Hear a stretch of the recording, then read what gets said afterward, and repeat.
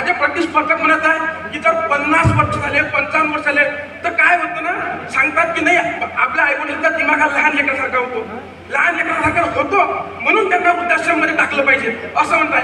अरे ज्यावेळेस तुम्ही तोत्र होते, तुम्हाला बोलता येत नव्हतं, 5 वर्षाचे तुम्ही होते, तुमचे शब्द तुम्हाला समजत नव्हते, तुमचे शब्द जगालाही समजत नव्हते, त्यावेळेस ते शब्द तुमचे मायबाप सांगत असतात, त्यांचे मायबाप ते शब्द ओळखत असतात, पण तुम्ही त्यांचे शब्द ओळखू शकत नाही. 50 वर्ष झाल्यावर तुम्ही तुमच्या मायबापाला जर वृद्धाश्रम मध्ये टाकत असाल तर मला असं वाटतं वृद्धाश्रम व्यवस्था कधीच पर्याय होऊ शकत नाही. तुम्ही यायच्या जमान्यामध्ये काही काम करू शकणार, पण तुमच्या मायचं ते ममतेचं प्रेम तुम्ही ओळखू शकणार नाही. आणि शेवटी जाताना फक्त एवढं मुंडावर राणा यांच्या शब्दामध्ये की जब घर का बंटवारा हुआ तो किसी के हाथ में पैसा आया तो किसी के हाथ में जमी आई, मैं घर का सबसे छोटा था, मेरे हिस्से में माँ आई.